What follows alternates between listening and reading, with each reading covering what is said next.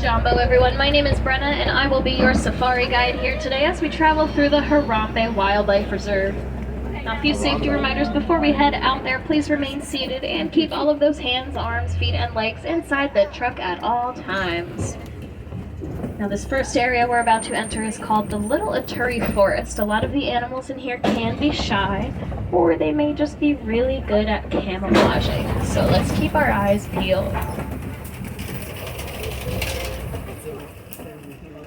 It looks like just over on the right-hand side we can see an okapi just by that tree.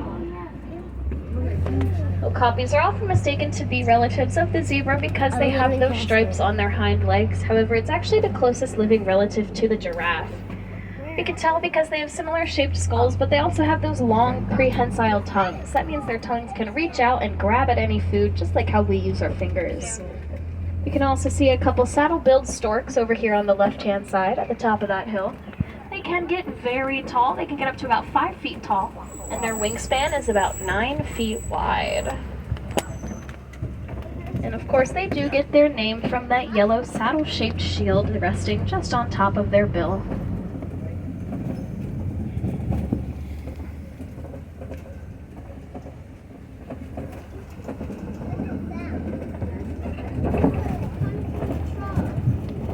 Now, just on the left-hand side here, we can see a black rhino. Now, the black rhino actually has something in common with the okapi. It also has something that's prehensile, and that is going to be its prehensile upper lip. It's a little bit more pointed, kind of in a V shape, once again allowing it to grab at its food and making it much easier to eat. Just along the top of this hill here, we can see some bongos laying down. You might also see that greater kudu hiding out just between those bushes next to us. Now, the bongos back there, they do like to hide out in between all the bushes and the trees. And that's why they're usually referred to as the ghosts of the forest. Oh, wow. You can also see those greater kudus. We know that they're female because they don't have any horns. Only the male greater kudus have horns, and those horns can grow to be about 6 feet long. Oh.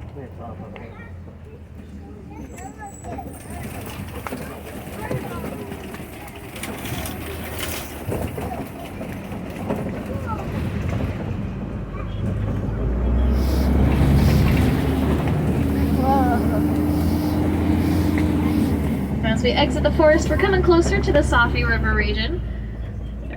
Watering holes are common congregating areas for animals, so let's keep our eyes out for any bubbles or ripples in the water. Maybe even some dark shadows. That could be a sign that there are some animals beneath the surface.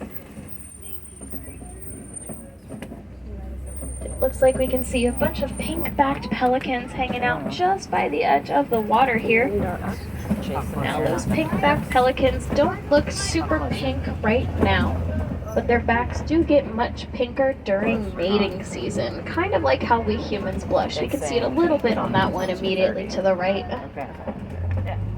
Now, those pelicans are colonial nesters, which means they'll nest in pairs of anywhere from 20 to 500 birds at a time. Whoa, that's a lot.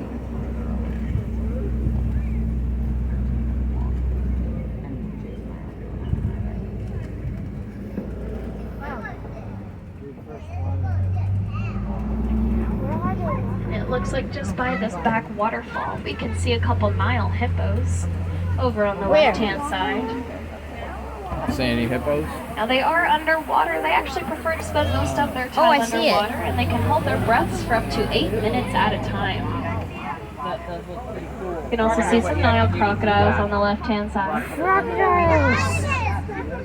The animal kingdom is awesome. It looks like this one's smiling at us. Now, they are incredibly strong and incredibly powerful. In fact, their jaws are so strong and powerful that they are able to crush the bones of their prey with them.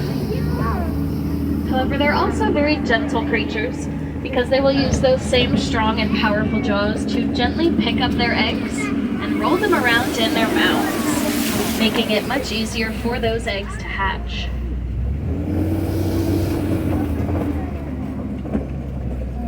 You're getting a speeding ticket, sir. Oh. Now we're about to enter the largest Not area of again. the reserve and my personal favorite area, the savannah. There are quite a few animals we may be able to see roaming around the savannah.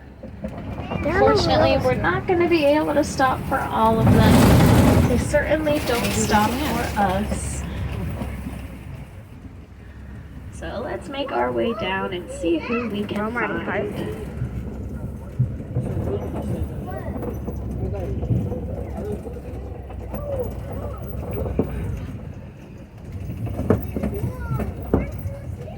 Now it looks like just barely over on the right-hand side, back in between those big trees in the clearing, you might be able to spot some wildebeest laying down back there. Wildebeest is the Afrikaans word for wild beast. I don't see it. And they are very large herd migrators, so it's likely we'll catch a couple more laying down somewhere. In fact, you might find them migrating in herds of up to 1.5 million wildebeest at a time. What? Oh. Although usually when the herd is this large, it's referred to as the Great Migration, taking place over in Africa. At one point, the Great Migration was so large it could be seen from outer space. Whoa. Just over to the left-hand side, back in that cave, we can see a pack of wild African painted dogs laying down back there.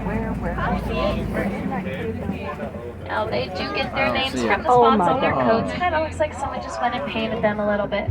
And just like our fingerprints, their spots are unique to each individual dog. They're so cute. They're I actually just able to can't get it recognize on the each other from camera. very far distances because of their spots.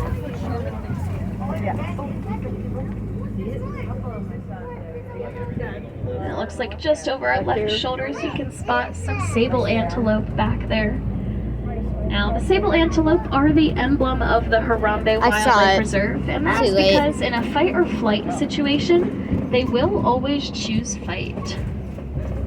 They Ooh. also have those horns that are angled directly towards their backs, so that is just one of their defense mechanisms. It helps deter any predators from jumping on their backs and catching them off guard.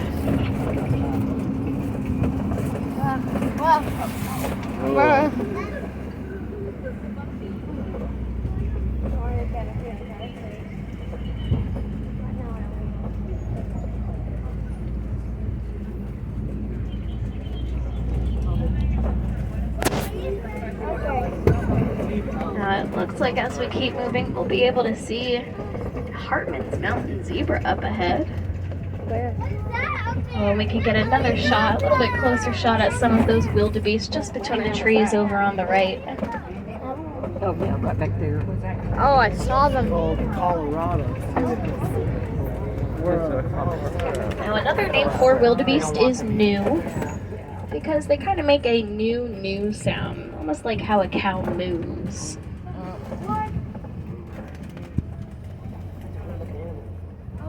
We can see some of those Hartman's Mountain zebras. Now, once we come around this corner, we'll be able to see why they are Hartman's Mountain zebras specifically. The stripes on their hind legs are a little bit wider than the ones on the rest of their body. And it looks like also just to the left here, you can see an eland just behind this tree on the left-hand side. Now, elands are one of the largest antelopes. They stand at about 6 feet tall just at the shoulder blade.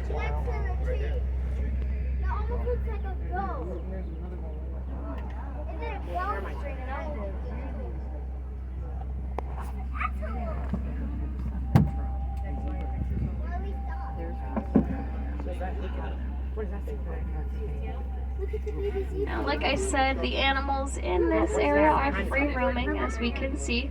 They are perfectly capable of walking into the ride path at any point in the road in front of us, and it sounds like that's what happened up ahead.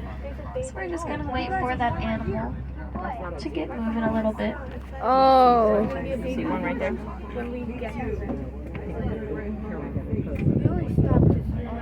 Now we can just barely see the horns on the eland over on the left-hand side. They're kind of spiraled. Both the males and the females have those spiral horns there. My favorite fact about the elands is that when a male is trying to mate with a female, he will shove his horns into any vegetation in the area, so any vines, leaves, any flowers, and present a flower crown to the female. Although if she does not like that flower crown, she will rip it off his head.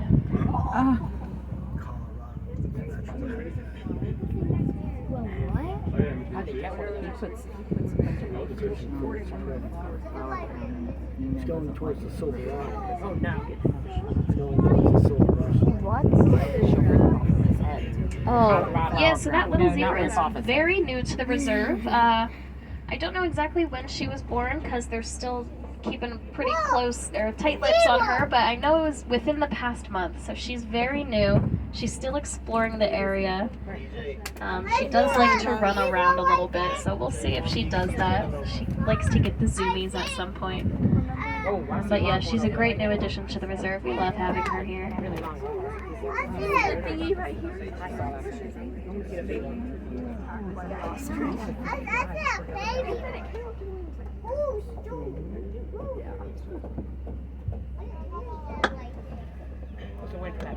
Oh, there it is.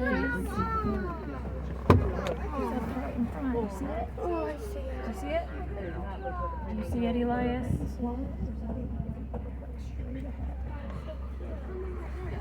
Oh, it's a giraffe. Oh, There's a that giraffe in the way. I know. You see it? There's another giraffe.